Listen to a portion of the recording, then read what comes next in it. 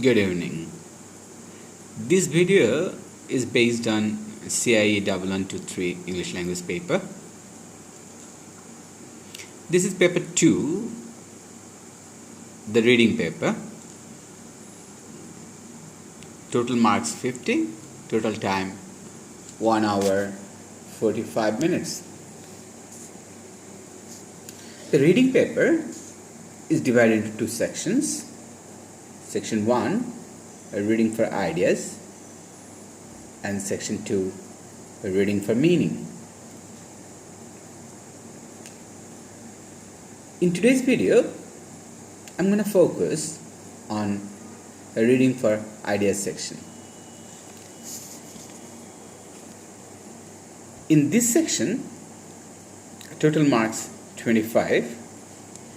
20 marks are given for a task that's called summary writing,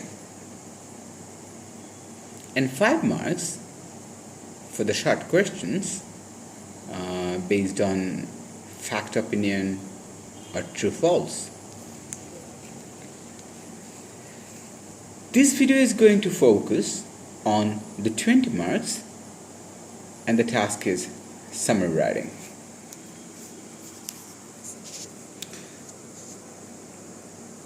The summary writing task usually is structured as follows.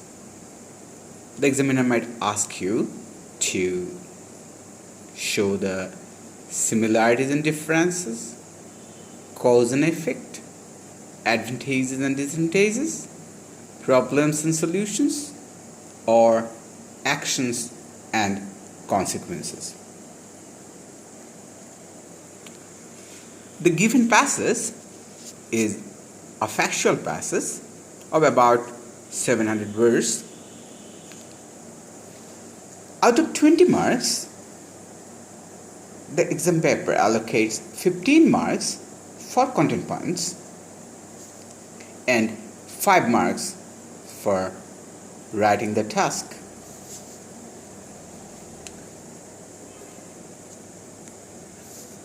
For your help, 2 content points, one for each part of the answer, will be given. You have to write 15 content points, excluding the 2 points given. You may write more, but a minimum of 15, excluding the 2 given points.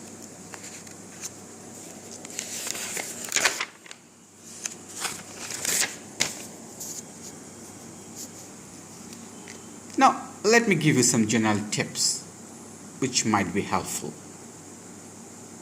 First tips for your content points. Read the question carefully to understand the task well. You need to know what they want you to write about. Take note of all the instructions given. This is so important. Sometimes they don't even want you to use information from the whole passage. They might say use information from paragraph 2 to paragraph 5, which will include, which will exclude paragraph 1 and paragraph 6, which you don't need for the content point. So take note of all the instructions given. My next tip is read the passage carefully for the content points now.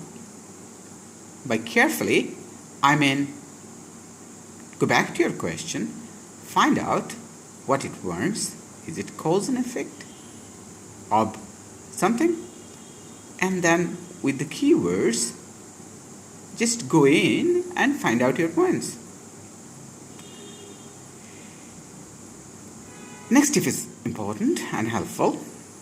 Yes, you take the point directly out of the text for your content point list. Don't try to write in own language now, because that might bother you when you really need to write in own language later when you are writing the task. So take the point directly. Use the points in phrase form. You don't need to write the whole sentence. And of course, the sentence may have information or details which is not relevant for you. So drop the irrelevant part out. Just use a phrase. But the phrase must make the complete sense that you want. Next step, try to maintain sequence of your points as you write the content point in the content point box. If you don't, you will not lose marks as long as your points are correct, but you can please your examiner. I think which is a good thing to do because it's easier for them to follow when you are in order. Next, don't use information not given in the passage.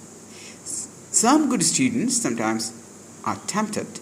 There might be a topic that they have read widely on and they might know something relevant, but those points won't be marked. So do not use information from outside. Remember, this is reading section. As I said before, you must write 15 points for 15 content marks other than the 2 points given in the question paper. But you can write 1 or 2 more. That's okay. You don't need to cancel them. They might be helpful.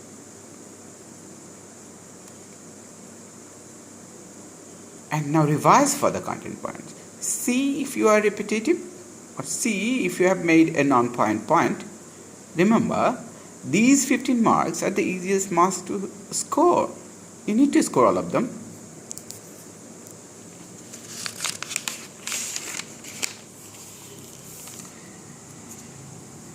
Now let me tell you about the writing part. Let me believe you have got your content point list ready. You have 15 content point marks scored. Now you will be working for the 5 marks given on your writing. Interestingly, these 5 marks are given basing on 2 criteria. First, your language skill, your writing quality, and second, using own words. Now they are going to mark 5 for your writing quality, 5 on using own words, and then they add up and make an average. For example, you scored 4 in writing and 3.5 in own words.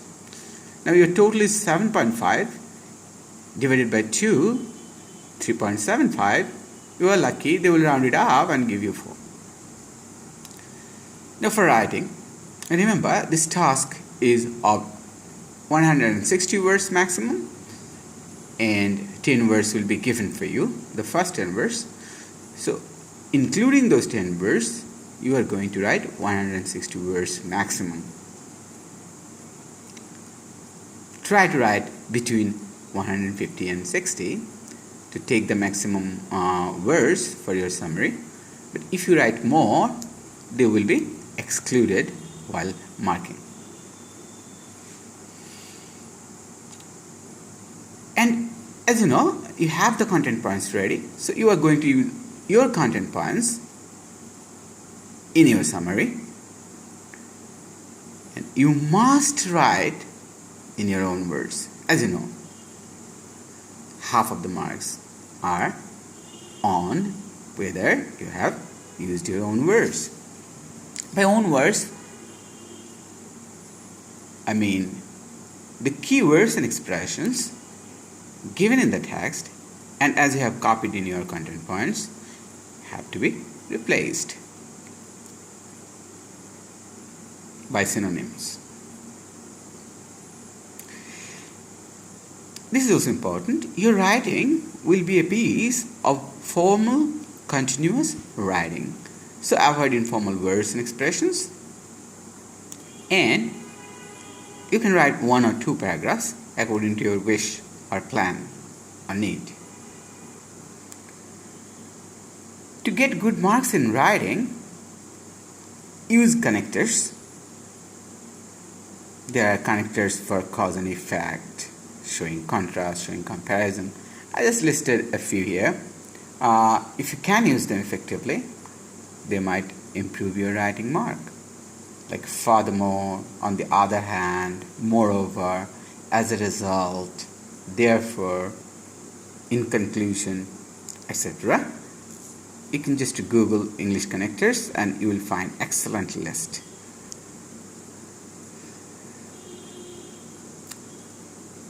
Yes, try to use variety of sentence structures. In 160 words writing, you are possibly going to write 17, 18, 19 sentences.